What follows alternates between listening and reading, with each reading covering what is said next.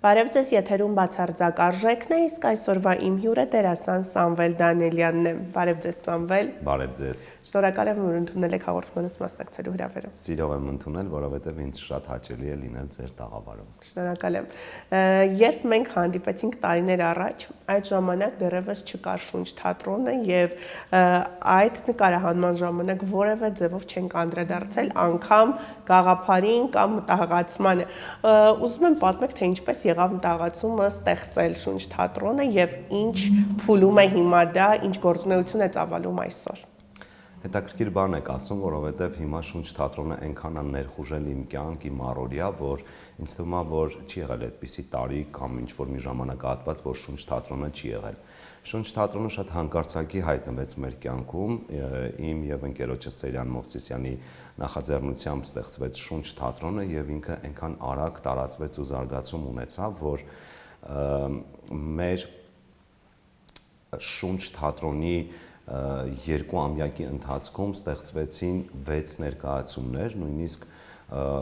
գրեթե ձևավորվեց ռեպերտուար։ Ներկայացումը Շունչ թատրոնը բացվեց Հովհաննես Թումանյանի Թմկաբերդի առումը ներկայացմամբ, ով բեմադրել էր Սարգիս Շողունցը, սկզբնական աշխատանքը կատարել էր Սեմ թատերական ստուդիայի հետ, որ էլի ղեկավարում եմ ես, եւ շատ ինձ դուր եկավ ներկայացման եւ բեմադրությունը եւ այն մոտեցումը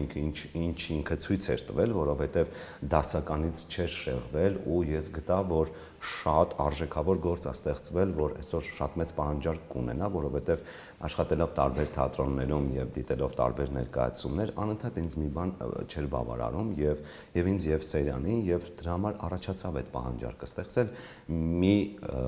ոչ թե թատրոն ասեմ, այլ մի գաղափար ստեղծել, որտեղ մենք կկարողանանք եւ բավարարել մեր պահանջները եւ բավարարել այսօրվա հանդիսատեսի պահանջը։ Շատ արագ ստեղծվեցին մեկը մյուսի հետևից ներկայացումներ, հաջորդեց Պատերազմից հետո ներկայացումը, ով գրեցին ժամանակակից դրամատուրգներ եւ մենք որոշեցինք որդեգրել նաեւ այս սկզբունքը։ Շունչ թատրոնը աշխատում է ժամանակակից դրամատուրգների հետ, ներկայացնում ենք պիեսի գաղափարը, ներկայացնում ենք այսօրվա առօրյա թեմաները, որոնք կհետաքրքրեն մեր հանդիսատեսին, կյանքի են կոչում, բեմադրում ենք եւ հանձնում հանդիսատեսի դատին։ Չբավարարվեցինք Երևանյան մեր ներկայացումներով։ Մենք 2 տարվա ընթացքում գրեթե 6 եվրոպական երկրներում եւ մոտավորապես 14 քաղաքներում ենք եղել։ Հիմա էլ արդեն նախատեսված է 2025 թվականին մեր հյուրախաղերը, որոնք բավականին լեցուն են, այս անգամ կգնանք նաեւ Ռուսաստանի Դաշնություն եւ բաց չենք թողել նաև հայաստանյան մարզերը, որովհետև դա եւս շատ կարևոր է մեզ համար, որովհետև երբ որ ստեղծվեց Շունչ թատրոնը, նաև ստեղծվեց նրա համար, որ այն երեխեքը, այն մարդիկ, ովքեր որ չեն կարողանում գումար ծախսել եւ գալ Երևան դիտել ներկայացումը կամ ժամանակի առումով կամ ֆինանսի, մենք ինքներս կգնանք այնտեղ եւ եթե որոշել ենք այդպիսի քաջություն ունենալ, ուրեմն պարտավոր ենք նաեւ ներկայացնել այնպիսի նյութ, որը նաեւ կիրազեկի իրենց կամ կտեղեկացնի այսօրվա խնդիրների մասին, ինչ տեղի ունենում մայրաքաղաքում կամ ընդհանրապես ամբողջ աշխարհում։ Եվ դա մեզ մոտ շատ լավ ստացվեց, շատ մարզերում մենք արդեն մի քանի անգամ մեր ներկայացումներով եղել ենք, արդեն ունենում ենք շատ տարբեր հրավերներ դիտելով մեր ներկայացումները, արդեն հաջորդիվ իրենք են մեզ հրավիրում, որովհետև որակապես շատ լավ ներկայացումներ են անում, իսկ ինչ վերաբերում է Երևանյան մեր հանդիսատեսին, արդեն հասցրել են այնքան սիրել մեզ, որ ներկայացումից արդեն որերորդ ներկայացումն է մեզ մոտ 10-15 օր առաջ արդեն sold out է լինում։ Հրաշալի է։ Դա խոսում է նաև այն մասին, որ այսօր թատրոնի այցելությունները ի տարբերություն նախորդ տարիների ավելի շատացել է։ Տեսեք, այստեղ կա մի քանի տարբերակ։ Թատրոնի այցելությունները կարծում եմ միշտ էլ շատ են եղել, պարզապես հետաքրքրությունը հանդիսատեսի մոտ արթնացնելը դա շատ բարդ process է, որովհետև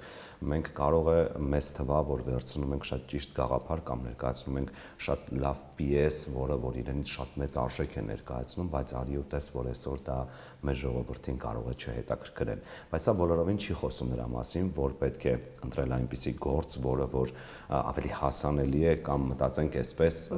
որակապես ցածր բան ներկայացնենք, ինչա ունենանք հանդիսատես։ Ես դրա մասին չեմ խոսում։ Թատրոնը միշտ էլ դարեր շարունակ եւ թատրոնը ստեղծվել է, կարծում եմ, հենց նրա համար, որ կրթի մեր հասարակությանը եւ մշակույթի ու գեղարվեստական տեսքով ներկայացնի մեր առօրյան, մեր կենցաղը, բայց բնականաբար ոչ հասարակ տարբերակով։ Եվ կարծում եմ, որ տեսը անկախ նրանից ինչ ինտելեկտ ունի կամ ինչ պահանջ ունի, այնուամենայնիվ ինչ որ մի բանից դրդված գալիս է ներկայացման եւ շատ կարեւոր բան է այդտեղ տեղի ունենում։ Այդ դու հենց այդ պահին, որովհետեւ գովազդը կարող է հրաշալի լինել, նյութը նախապես կարող է շատ լավ տարածում ունենալ, բայց հենց այդ պահին, հենց տեղում դու արդյոք կարողանում ես բավարարել հանդիսատեսի պահանջը եւ ինչի համար որ ինքը եկել է, ստանում է դա ու հետ է գնում թե ոչ։ Սա շատ կարեւոր հարց է թատրոն, բեմ եւ հանդիսատես հարաբերությունների մեջ։ Եվ նկատեցի, որ խոսեցիք ուսուցողական լինելու մասին, ներկայացումների մեծամասնությունը այսօր կարելի ասել, որ ուսուցողական են եւ սերնդի կրթելու նպատակ ունեն։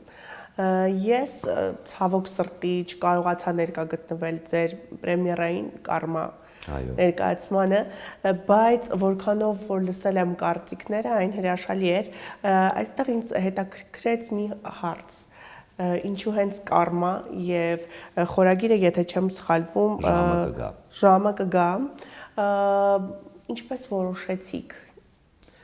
Տեսեք, քանի որ նախկինում մեր ներկայացումները ուրեմն պատերազմից հետո դե ճակերտներ բացել անիմաստ է, որովհետեւ հասկանում ենք ինչի մասին է դա մեր ժողովրդի այն հույզերի ու այդ ցավի մասին է, որի միջով բոլորս անցանք, բայց մենք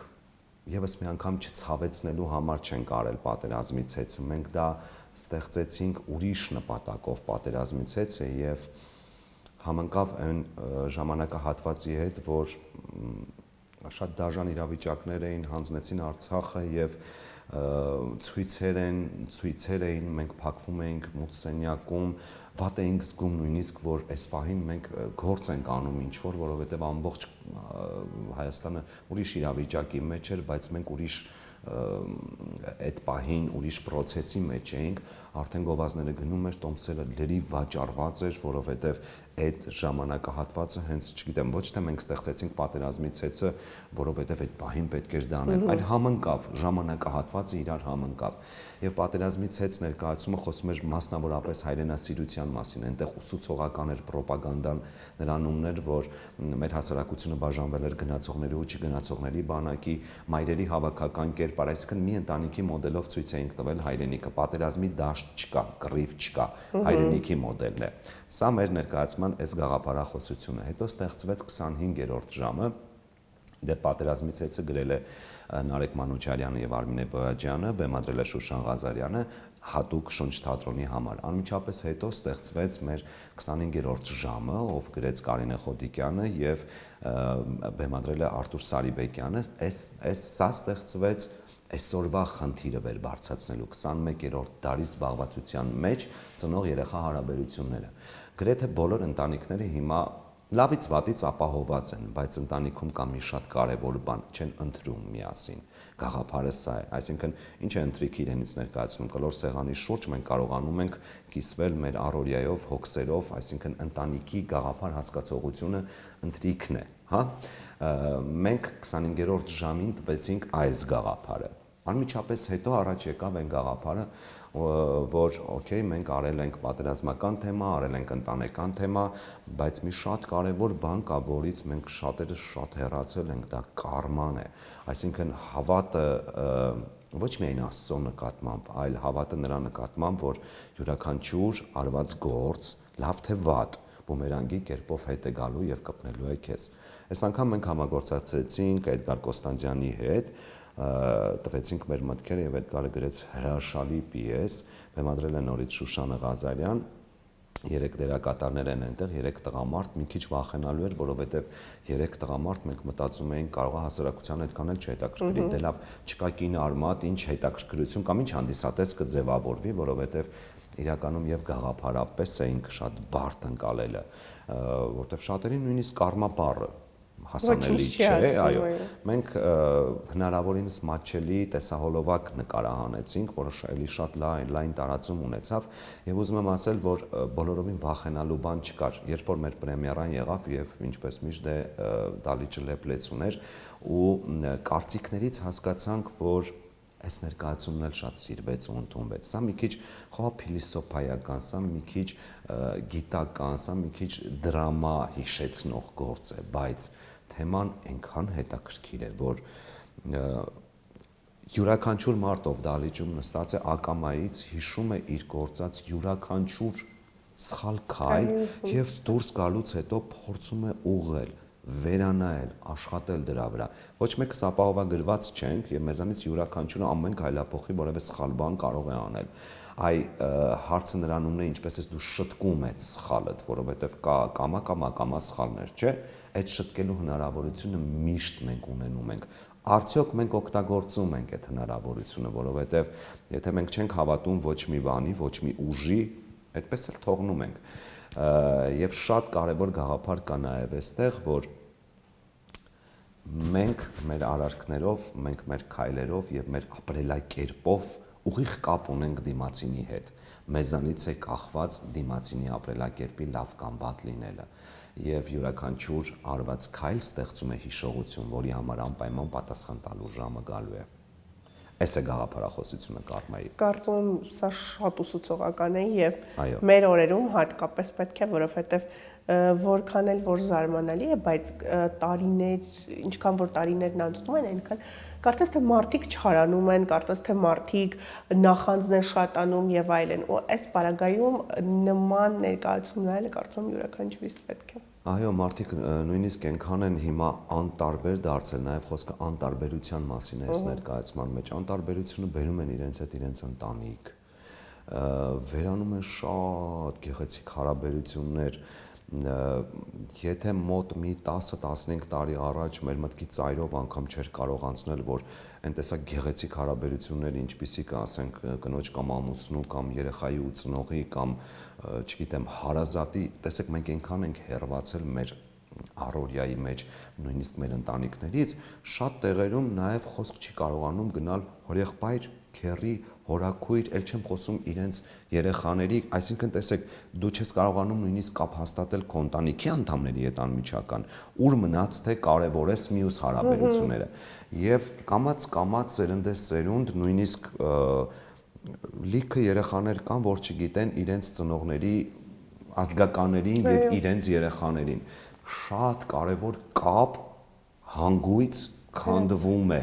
եւ գնալով ավելի արագ է քանդվում այդ հանգույցը։ Ես չգիտեմ աշխարհում ինչ է տեղի ունենում, ինչի արդյունքում է դա մթնոլորտի մեջ բնականon է կամ բնականon չի, բայց այն մարդիկ, ովքեր որ հայտնվել են ուղիղ մեջտեղում ունենալով եւ նա եւ հիմա սա, կարծում եմ մի քիչ տարօրինակ իրավիճակում ենք մենք։ Կարող է մեր երեխաները, մեր սերունդների համար դա սովորական է, նորմալ է, որ ես կարամ հայրիկիս հորեղբորը չճանաչեմ, բայց երբ որ դու դրա միջով չես անցել, այլ ուրիշ հարաբերությունից հիմա եկել ես ուրիշ հարաբերություն,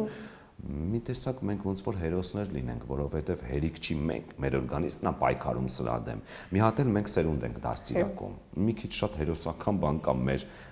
տարիքային մարդկանց մեջ, կարծում եմ։ Սամվել, խոսելով կարմայի մասին ինձ հետաքրքրեց, արդյոք դուք ձեր կյանքի ընթացքում հանդիպել եք կարմայի եւ եթե այո, որն է տպավորվել։ Տեսեք, ես շատ աստվածաբախ մարդ եմ։ Ես աշխատել եմ հնարավորինս ապրել այնպես, որ չվնասեմ դիմացինից, բայց ցավոք չի ստացվում բնականաբար, միանշանակ ոչ մեկս անթերի չենք։ Այո, եղել են դեպքեր, որ կյանքում արվել է արարք, որը այդ պահին կարևոր չի եղել, բայց տարիներ հետո ինքը իրեն զգացնել է տվել եւ բերել է, կանգնեցրել է ինձ մի փաստի առաջ, որ ես հասկանամ, այո, սա այն ամեն ինչի պատասխանն է, ինչ ես տարիներ առաջ գործել եմ, բայց բարեբախտաբար ոչ մի այնպիսի արարք չեմ գործել, կարծում եմ, որ կտրուկ կփոխեր հիմա կարմայի այդ պատասխանով կտրուկ կփոխեր իմ կյանքը։ Իսկ այնպես չես կարող, ուղղակի չես կարող։ Դու պիտի լինես կղզում, անմարդաբնակ, չնայած նույնիսկ Ռոբինզոն Կրուզոն անմարդաբնակ կղզում հայտնվելուց հետո արարքներ գործեց,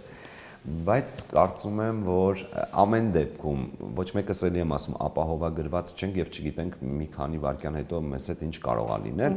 ամեն դեպքում փորձենք ապրել այնպես, որ հնարավորինս հեշտացնենք դիմացինի կյանքը, որովհետեւ երբ որ դիմացինի կյանքը բարդ է լինում, քո կյանքը երկու անգամ ավելի բարդ է լինում։ Սամվել խոսելով թատրոնի մասին, ես մտաբերում եմ, որ ինձ մոտ գալիս են շատ դերասաններ, ովքեր այսօր խոսում են դերասանի մասնագիտությունը արժեզրկելու մասին, արժեզրկողների մասին։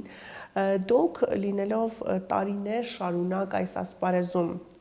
ինչ եք կարծում, արդյոք այսօր այն արժեքը, որն ունի դերասանի անունը, ինչ որ առումով զրկված է եւ եթե այո, ապա որն է դրա պատճառը։ Հետաքրքիր բան եք ասում, չեմ ասի, որ դուք ճիշտ չեք, բայց ես մի շատ կարևոր բան եմ հասկացել գոնե այս 2 տարիների ընթացքում։ Տարիներ շարունակ 24 տարի աշխատելով պետական թատրոններում, հիմա էլ եմ աշխատում պետական թատրոնում, ես հասկացել եմ մի բան. մենք դերասաններս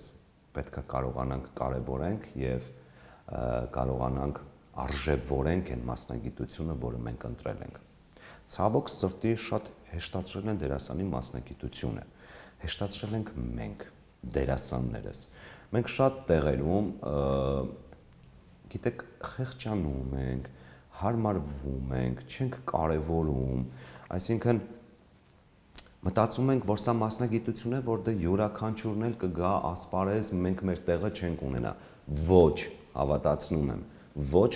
պրոֆեսիոնալը չի կարող անել այն, ինչ անում է պրոֆեսիոնալ դերասանը, որովհետև դրա համար մենք սովորել ենք 4 տարի, ունեցել ենք կրթություն, գնացել ենք այդ ճանապարհով, քայլել ենք կամաց նոր այսօր հասել ենք ինչ-որ բաների։ Չեմ բացառում այն հանճարներին, որովհետև իսկապես իրենք ինձ համար հանճար են, որ չունենալով մասնագիտական կրթություն, ասպարեզում իրենց տեղն ու ասելիք ունեն, բայց հավատացեք, դրանք շատերը չեն։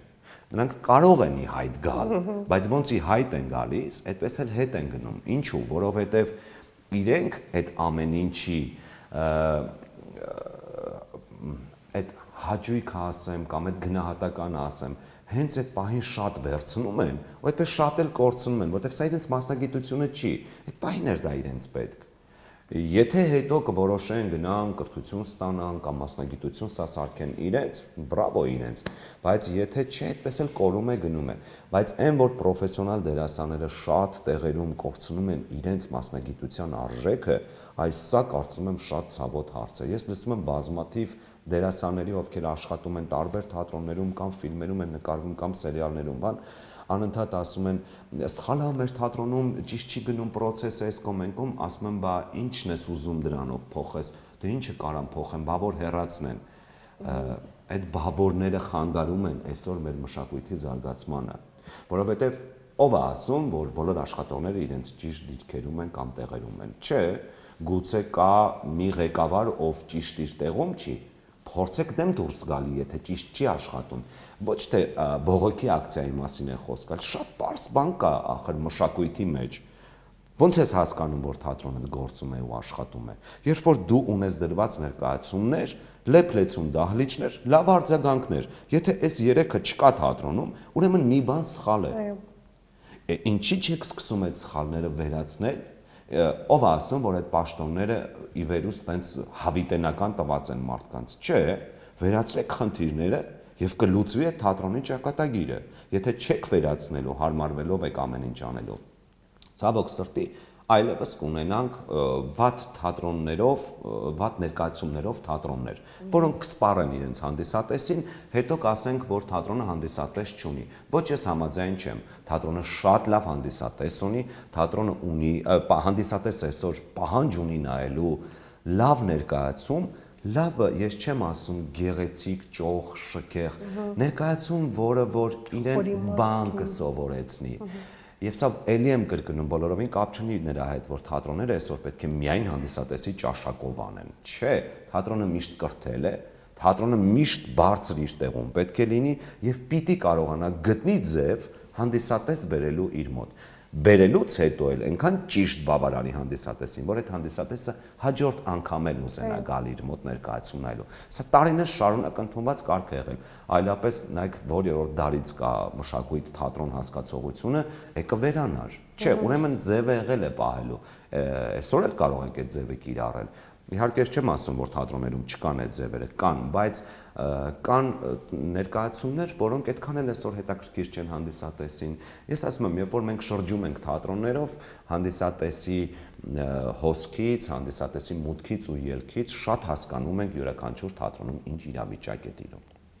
Սամվել, եւ եկեք նաեւ հավելեմ ձեր թույլտվությամբ, որ այսօր այդ իրավիճակը ստեղծում են նաեւ ռեժիսորները, ովքեր որտեղ են տալիս այն դերասաններին, ովքեր խանգարում են պրոֆեսիոնալ դերասաններին իրենց տեղում լինել։ Ինչու՞ չէ նաեւ գործազուրկ են դառնում պրոֆեսիոնալ դերասանները, որովհետեւ դաշտում բոլորը դերասաններ են։ Ես համաձայն եմ, բայց նաեւ այսպեսի մի բան ասեմ, ուրեմն երբեմն գոնե կոմերցիոն ներկայացումների ժամանակ կա պահանջ վերցնելու մարդկանց, ովքեր ունեն հայտնիություն։ Այո, Շունչ թատրոնը եւս դիմել է այդպիսի քայլի։ Եվ մեր 25-րդ ժամը ներկայացման մեջ մասնակցում է Էլենա Սաֆարյան, Արսեն Սաֆարյանի աղջիկը, ով պրոֆեսիոնալ կրթություն չունի, բայց շատ ուսումնասիրելով իր անցած ճանապարհը, հաշվի առնելով, որ մշակութային ընտանիքից է դուրս գալիս եւ հաշվի առնելով այն փաստը, որ ինքը այսօր բավականին սերիալներում եւ ֆիլմերում խաղացել է, մեր համագործակցությունը շատ հետաքրքիր ստեղծվեց։ Ոչ թե մենք վերցրեցինք Էլենին Սաֆարյան, որովհետեւ ինքը շատ արդեն հայտնի էր, այլ ֆակտուրայով ինքը հենց այն աղջիկն էր, ով Տիկին Խոդիկյանն էլ հենց տեսավ, ասեց, ես չգիտեմ ինքը լավ կխաղա թե ոչ, բայց ես իր դեմքով եմ կերպարին գնեմ։ Այսինքն մենք ֆոտոռոբոտը կազմեցինք այդ կերպարի ու այդ ֆոտոռոբոտին համընկավ հենց Էլենա Սաֆարյան։ Իհարկե Արտուրը Սարիբեկյան շատ մեծ աշխատանք տարավ նաև, որտեղ Էլենի համար սա առաջին փորձն էր մտնել թատրոն։ Մեզ համար շատ ռիսկային է, որովհետև մենք կոմերցիոն թատրոն ենք եւ չենք կարող շատ ռիսկերի գնալ վերցնել ներկայացումներ, որոնք չհաջողվեն, գործունեությունը կփակվի մեր թատրոնի։ Մեզ համար էլ է ռիսկային։ Բարեբախտաբար Էլենը այնքան մեծ ցանկություն ուներ ու այնքան նպատակասլաց մոտեցավ այս հարցին եւ Արտուրը որպես ռեժիսոր եւ դերասանները մասնակից, որոնք պրոֆեսիոնալ դերասաններ էին, Անին Պետրոսյան, Սևա Կսանթրոսյան, Սիրանուշ Լազյան, Սեյրան Մովսիսյան, այսինքն բոլորը տենց կարևոր գործունեություն ունեցող դերասաններ էին։ Մենք Էլենին դարձրեցինք այդ պրոֆեսիոնալ թիմի անդամ։ Մենք էլ արեցինք այդ քայլը, բայց այնքան երկար աշխատանք թափեցինք դրա վրա, որ մեր ուզածին հասնենք ու պատրաստ լինի ինքը բեմ բարձրանալու, որովհետև այո, բոլորը խոսում են սրա մասին, բա ուր մնաց պրոֆեսիոնալ դերասանուհին։ Ցավոք ասեմ, չեմ կարող չնշել այս մասին, շատ հիասթափված եմ այս փաստից, մենք Ամանորյա ներկայացում արեցինք, նորից զրոյից գրվեց Շունչ թատրոնի համար, Սարգիս Շողունցը գրեց Սանտա Սիթի ներկայացումը, ինքը շատ մասշտաբային ներկայացում էր, բավականին շատ դերակատարումներով, որտեղ պետքա լինեին 10 մասսայական տեսարանների համար դերասաններ։ Մենք արեցինք հետևյալ քայլը, սա շատ մեծ ցավ ա տվել ինձ ու հիշեցի ու անպայման ուզում եմ ներկայացնել ու համեմատական անցկացնել ինչու բացվեց այս թեման։ 5 պրոֆեսիոնալ թատրոններից, Սունդուկյան թատրոնից, Մայլյան թատրոնից, Պատանի հանդիսատես, Պարոնյան, Ստանիսլավսկու անվան ռուսական թատրոնից դերասաններ, ովքեր այդ գլխավոր կերպարների վրա էին եւ հարց առաջացավ վերցնել նաեւ Թատերական ինստիտուտից ուսանողների մի կուրսի հետ գնացինք եւ խոսեցինք, դրանից հետո այլևս ցանկություն չառաջացավ որևէ կուրս մտնել։ Այդ կուրսի դերասանները, ովքեր որ ես հիշեցի մեր ժամանակ, երբ որ մենք երկրորդ, երրորդ կուրս էինք եւ բոլորովին անվճար ռեպերտուար էինք պահում Պատանի հանդիսատեսի թատրոնում, որովհետեւ մենք ու այլ կերպ չէինք էլ մտածում, դա մեր պրակտիկայա հերիք չի, մեկ էլ մենք բարձրանում ենք բեմ այնպիսի մարդկանց հետ, որոնք մեզ այնքան բան ունեն սովորեցնելու։ Մենք ներկայացնելով դերասանական ստաֆին, ովքեր են ներկա լինելու այդ ներկայացման մեջ, մտանք այդ կուրս, երրորդ կուրսի ուսանողներ էին, առաջինը գիտեք իրենք մեզ հետ ինչ խոսեցին, գումարի չափը։ Նախ ես անակնկալի եկա, որովհետև իհարկե Շունչ թատրոնը որևէ մեկին անվճար չի փորձելու աշխատեցնել, սա մեր նույնիսկ ես երբ որ ներկայացում եմ խաղում Շունչ թատրոնում, ես իմ գումարը օրավարձը վերցնում եմ։ Սա շատ կարևոր օրենք է մեզ համար, որևէ մեկը անվճար պարտավոր չի անել որևէ բան։ բայց առաջին հարցը լինի հենց գումարից, փակվում են բոլոր դռները այդտեղ։ Եվ այն հարցից, որ նախ դուք ինձ անակնկալի բերեցիք ձեր համարձակ լինելու փաստով, ես միայն մի բան կարող եմ ասել, մաղթում եմ ձեզ, որ ձեր համարձակությունը ճիշտ աշխատի ձեզ համար, որովհետև սա երկու տարբերակ ունի, կամ դուք ձեր այդ համարձակությամբ կհասնեք չգիտեմ ուր, կամ այդ ձեր համարձակությունը ձեզ համար կփակի բոլոր դռները դեպի արվեստ, դեպի մշակույթ։ Ես կուզեմ, որ իրենց համար ամենալավը լինի բնականաբար, որովհետև ի վերջո մարդիկ ընդունվում են, սովորում են, այդքան բարձ են տալիս, հետո իրենց համար շատ կարևոր կլինի աշխատանքը, բայց Թատերական ինստիտուտի ուսանողը միանգամից խոսի գումարից եւ չպատկերացնի, որ դա այսօր կարող է իր համար լինի մինիմալ գումարով, բայց ինքը այնքան տեղ ունենա, որ նորաստեղծ թատրոնի մեջ ունենա նաեւ ռեպերտուարային ներկայացման մեջ որևէ կարևոր դեր, սա հաշվի չառնելով եւ խոսել գումարից հիասթափություն առաջացրեց իմ մեջ եւ երբ որ դուրս եկանք ինստիտուտից ես եւ Սեյրանը ես ասացի որ մոռանում ենք այն փաստը որ մասսայական այդ տեսարանի այդ 10 հոգին լինում են թատերական ուսանող թատերական ինստիտուտի որևէ ուսանող մենք չենք տալիս այդ հնարավորությունը իրենց շատ արագ թատրոնի պրոֆեսիոնալ դերասաններով համալրեցինք այդ 10 հոգուն եւ պատկերացրեք որ որևէ մեկը իդեպ շնորհակալություն ոչ գումարի մասին խոսեց ասեց ինչ նախատեսել եք ոչ էլ խոսեց բա մենք մասով կայենք խաղալու այսա խոսում է մարդու պրոֆեսիոնալիզմի մասին եւ ստացվեց շատ ավելի սիրուն ներկայացում որովհետեւ ուրիշ բան է որ պրոֆեսիոնալ մարդիկ են մասսայական տեսարաններ ապահովում, այսինքն մենք 22 պրոֆեսիոնալ դերասանով ունեցանք ամանորյա հրաշալի ներկայացում, որը ի դեպ անցել է արտավազդի շորթ լիստ, որպես լավագույն տարվա մանկական ներկայացում, դե արդեն կիմանանք արդյունքները։ Եվ խոսելով ֆինանսի ու գումարի մասին, ես գրեթե միշտ լսում եմ, որ միայն թատրոնում հանդես գալով դերասանը որպես դերասան, որպես մարդ եւ որպես ընտանիքի հայր կամ մայր չի կարող գոյատևել։ Այս բargայում ձեր օրինակով չենք կարող խոսել, որովհետև դուք բացի դերասան լինելուց նաև ղեկավար եք եւ այլն, ըստ ձեզ արդյոք այսօր թատրոնները չեն վարձատրում դերասանին այնքան, որ նա ստիպված չլինի հանդես գալ այլտեղ կամ աշխատել մեկ այլ բնագավառում միևնույն ժամանակ։ Ես օրինակը շատ པարզ կբերեմ եւ իմ եւ կնոջս օրինակով, որովհետեւ երբ որ մենք ամուսնացանք մեր թատրոնի աշխատավարձը ամեն մեկինս այդ ժամանակ, եթե չեմ սխալվում, 24000 դրամ էր եւ մենք այլ աշխատանք չունեինք པարզ պատճառով, որովհետեւ այդ ժամանակահատվածում ոչինչ չէր նկարահանվում, կրկնօրինակումներ չկային, նույնիսկ սրճարաններ չկային, տենց որ հիմա մարդիկ գնում են դերասաններ կամ որ գնում են եւ խաղաբարություն են անում եւ շոուներ են անցկացնում, հարսանիքներ են վարում, այլ ընտրանքային ոչինչ չկար։ Կար ամենամեծ շռայլությունը, որ դերասանը կարող էր ունենալ, դա որևէ պետական թատրոնում աշխատելն էր։ Մենք աշխատեցինք գրեթե մոտ մի շատ երկար ժամանակ մի խոսքով այդ զուտ թատրոնի աշխատավարձով։ Հետո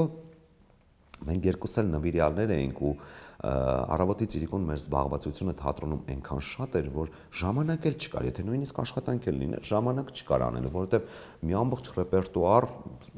մենք պահում էինք մի քանի հոգով, որի մեջ մտնում էի նաև ես, նաև Սիրանուշը, այսինքն չէինք էլ կարող մտածել դրա մասին եւ ես հիշում եմ, որ երբ որ եղավ առաջին այդ հնարավորությունը նկարահանվելու,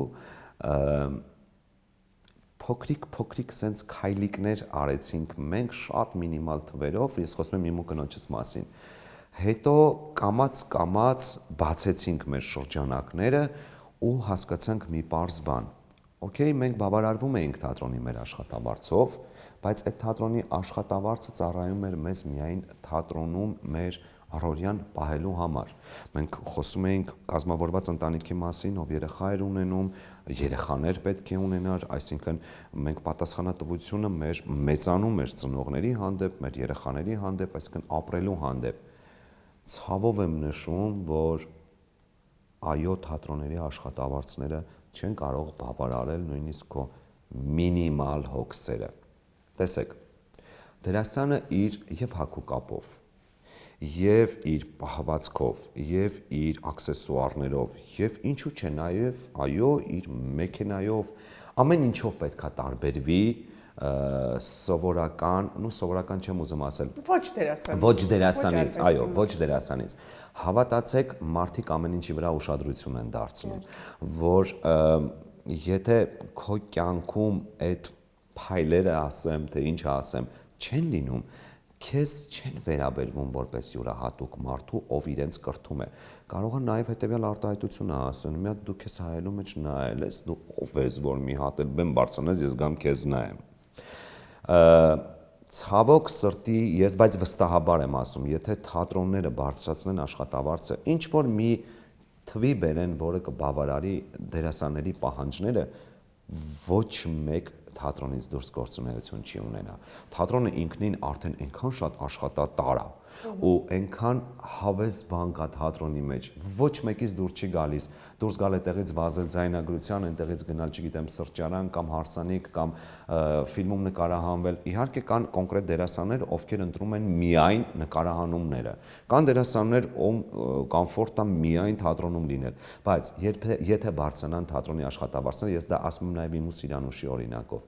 երևի թե մենք էլ այսքան բան չէինք ստեղծի, մենք կմնայինք թատրոնի պատերի ներսում։ Հիմա էլ կանք, երկուս էլ պետական թատրոններում ենք, բայց ցավոք այն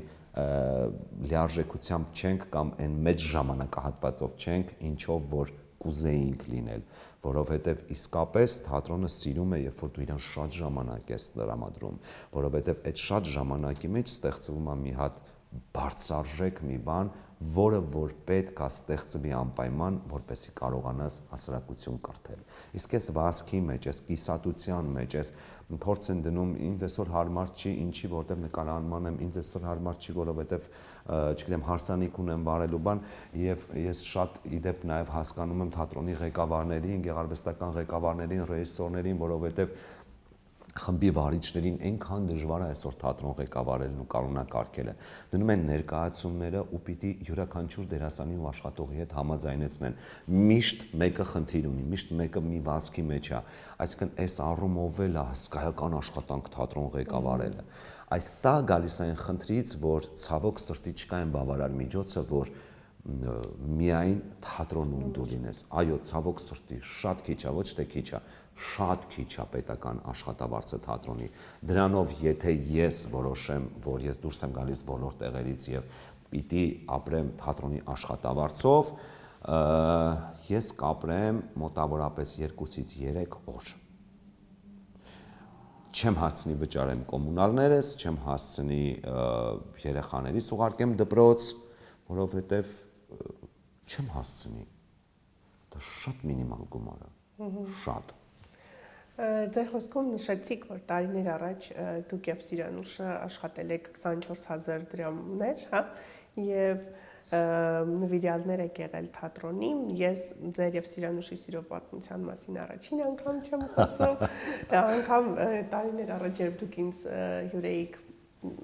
այլ հաղորդման շրջանակներում, ես իմ սոցիալական հարթակում դրել էի այն հատվածը, որտեղ որ դուք խոսում եք ձեր կնոջ մասին եւ դա շատ հաճախ ես չեմ անում, ոչ բոլոր հյուրերիս հետ է լինում, հազվադեպ է լինում, որտեղ այնտեղ շատ ուսուցողական կետեր կար։ Տղամարդով չի վախենում խոսել,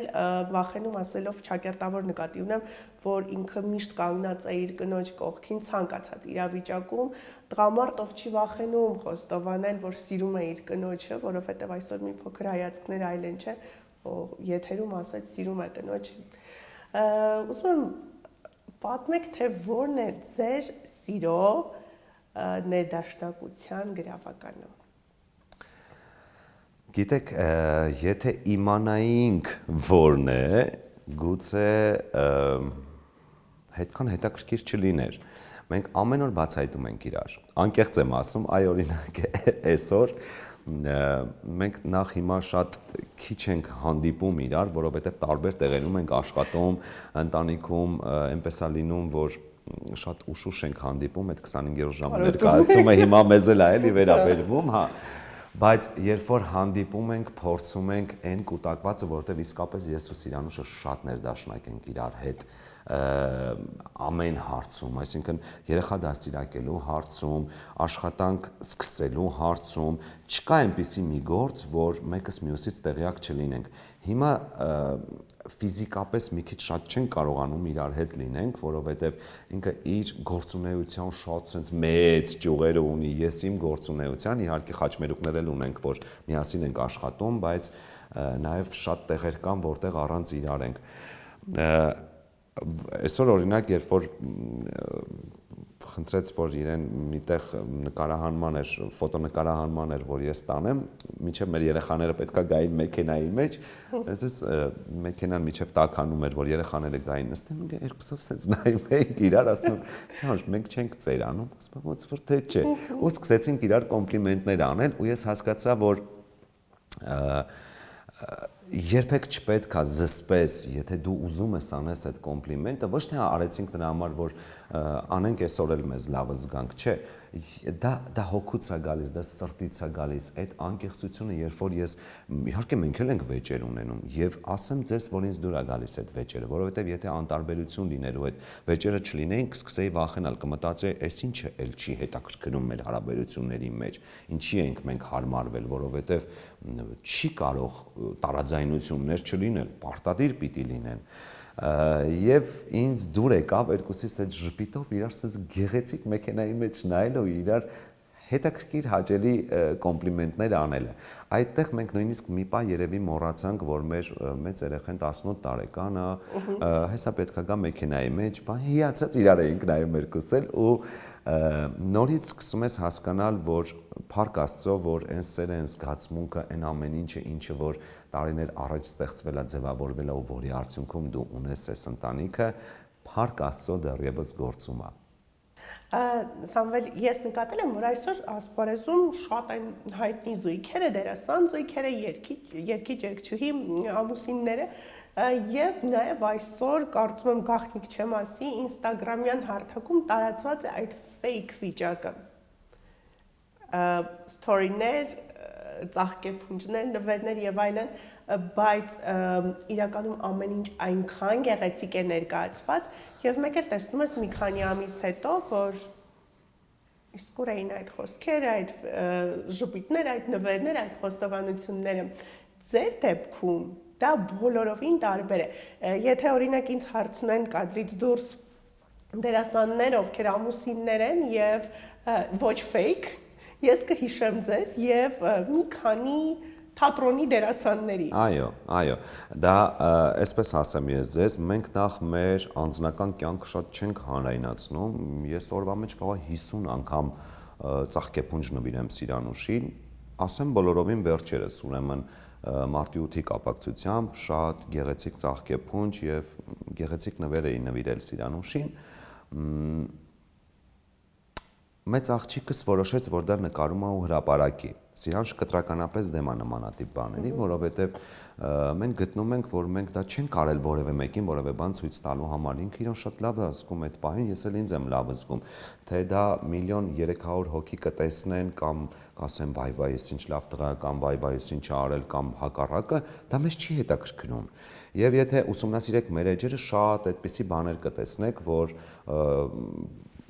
մենք չենք հրապարակում մեր առօրյան, եթե հրապարակենք կարող է եւ շատ հետաքրքիր լինի շատերի համար, որովհետեւ մենք օրվա մեջ կարող է պատահաբար որոշենք զանգենք իրար, ուր ես մի ժամ ժամանակ ունեմ, արի միտեղ նստենք, սուրճ խմենք կամ հաց ուտենք, գնանք մեր գործերին, պատկերացնեք ամեն անգամ ես դա հրապարակեմ։ Այդ ինձ հետաքրքիր չի։ Իսկ այն սիրո խոստովանություններն ու տեսանյութերը, որոնք որ կարվեն իմ կողմից, դրանք կարվեն շատ զուսպ եւ կարվեն ոչ թե նրա համար, որ ես հասարակությանը ինչ-որ բան ցույց տամ, այլ կարվեն նրա համար, որ ուղղակի ես ուզում եմ այդ երկու նախադասությունը այսպես գրել, բայց ոչ թե ինչ-որ մեկին ինչ-որ բան ցույց տալու համար։ Նախ ես խուսափում եմ այդ տեսակ բաներից։ Իմիջը այնքան пассив է, իմիջը շատ քիչ է ակտիվ լինում։ Դա ունի նաեւ իր նպատակը։ Ես չեմ ուզում բլոգերությամբ զբաղվել, էլի եմ ասում, ոչ մի մասնագիտությանը դեմ չեմ, բայց ես չեմ ուզում իմիջը դարձնել այնքան մաչելի բոլորի համար, որ յուրաքանչյուրը կարա այսօր մտնի եւ տեսնի ես առավոտ 8-ից մինչեւ գիշերվա 3-ը ինչով եմ զբաղվել։ ինչի համար ես պիտի հասանելի լինեմ բոլորին, հա, այդտեղ ես կորցնում եմ իմ հետաքրքրությունը։ Երբեմն տեսնում եմ շատ սիրելի մարդկանց, ովքեր որ իրենց առօրյայով ամեն վարքյան կիսվում են, եւ նույնիսկ ես, որ մոտ եմ, սիրում եմ իրենց, հետաքրքիր չի ինձ։ Եվ ոչ միայն ձանձրանում եմ, ինքը կորցնում է իր ամբողջ հետաքրքրությունը։ Ես մտածում եմ, բա որտեղ է այն թաքունը, այն չեմ բերի լավ այդ օրինակը, բայց այն ինչ տեսանելի է, այն ինչ պարզ է ու հասանելի է, ինքը էլ հետաքրքիր չի։ Հագուստը ստեղծվել է նրա համար, որ պահի այն ինտրիգան, ինչը որ կա հագուստի ներսում։ Եվ դա է առաջացնում ցանկություն մարդու հանդեպ։ Ոչ թե դու ամբողջովին մերկ կանգնես ու հասանելի լինես հասարակությանը։ Արդեն քո արած ոչ մի բան հետաքրքիր չի։ Դու չես դառնում առեղծվածային, դու չես դառնում այն ինչը որ ինչի համար ինքը կգա քեզ տեսնելու քո հետևից, տեսնելու օրինակի համար, չգիտեմ, բեմում քո քայլվածքը կամ, չգիտեմ, քո շարժուձևը կամ խոսելաձևը, որտեղ ինքը ամեն օր տեսնում է եւ քո քայլվածքը եւ այն ինչի համար փող ծախսի գա Տոմ Սառնի նայի քեզ։ Ինչի համար, որ ինչը տեսնի։ Ինչ նոր բան ես դու իրան ցույց տալու։ Դու օրվա մեջ այնքան գույն ես քո այդ բաներով փոխում արդեն այդ ռիլերով, որ ամեն տեսքով ինքը քեզ տեսավ, էլ ինչ տեսքով ես դու հետաքրքիր իրեն։ Ես sense եմ կարծում։ Հետաքրքիր մտածելակերպ, որովհետև կա այդ ամենի հակառակ կողմը նաև նշում են, որ դա բերում է հայտնիություն, դա բերում է մասսայականություն ես վայելում, գումարներ ես աշխատում, հրավերներ ես ունենում ավելի շատ։ Տեսեք, ես ունեմ կարծեմ 1200 գրանցված հետևորդ, չունեմ որևէ տեղ գործի պակաս։ Երբևէ չեմ կարծում, որ ես պիտի ունենամ 38 միլիոն հետևորդ, որ ես որևէ թատրոնում աշխատեմ կամ որևէ տեղ նկարահանվեմ կամ ստեղծեմ որևէ բան, որտեղ անպայման իմ հետևորդները պետք են։ Եվ ես խորհուրդ եմ տալիս մեր ապագա դերասան-դերասանուհիներին երբևէ չընկնեն դրա հետևից։ Մի օրում դա բացվել է, մի օրում էլ փակվելու է։ Այնտեղ շատ արժեքավոր բաներ կան մեր մասնագիտության մեջ։ Եկեք դուք ձեր անունը ստեղծեք ձեր բեմում եղած ժամանակահատվածում կամ ֆիլմում կամ սերիալում, ոչ թե ստեղծեք այդ ձեր ասած ֆեյքերով, թող իրենք ձեզ բեմում տեսնեն, սիրահարվեն, բեմում տեսնեն եւ դառնաք իրենց համար պահանջված։ Այդ դա շատ ավելի մեծ ու ռեալ հանդիսատես է ապահովում ձեզ։ Իսկ այն մնացած դեպքերում, որ անպայման պետք է ունենալ, չգիտեմ, այդքան հետևորդ, որ դու ավարտելով ենթադրենք թատերական ինստիտուտը պիտի ունենաս 28 միլիոն հետևորդ, որ քեզ նկատեն, տանեն որևէ թատրոն կամ տեղ, ուրեմն եւ կանչողը մի քիչ երևի թե ճիշտ չի մտածում եւ գնացողը։ Նուրբ ասած։ Հա։ Եվ հաղորդման վերջում ուզում եմ իմանալ, Սամվել, թե որն է ձեզ համար բացարձակ արժեք։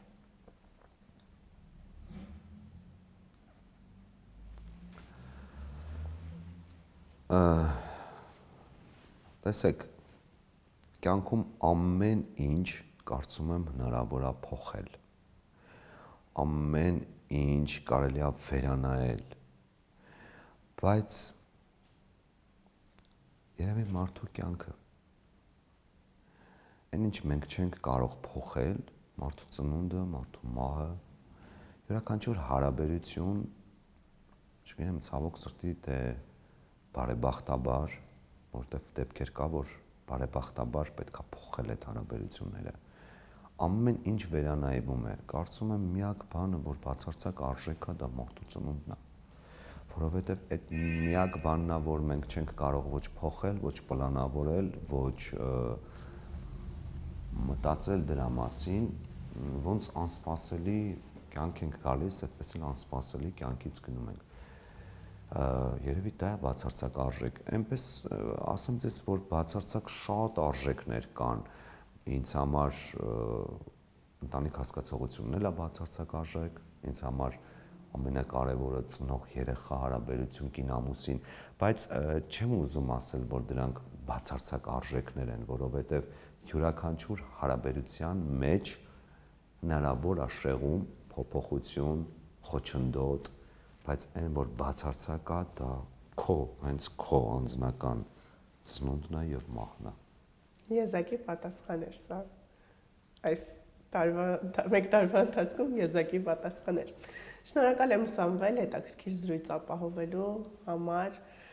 Մշտապես ուրախ եմ ձեզ տեսնել այստեղ։ Ես էլ եմ շնորհակալ Անահիտ ջան, այնքան շատ խոսեցի, հուսով եմ չեմ ձանձրացնի մեր հեռուստադիտողին։ Շատ հետաքրքիր եւ ուսուցողական զրույց էր վստահ եմ։ Շնորհակալ եմ շատ ճիշտ հարցադրումների համար։ Շնորհակալ եմ։ Իսկ իմ այսօրվա արտաքին տեսքի համար շնորհակալություն եմ հայտնում Իսահակյան 14 հասցեում գտնվող Aga Image ստուդիոին։ Եթերում բացարձակ արժեքներ։ Կհանդիպենք։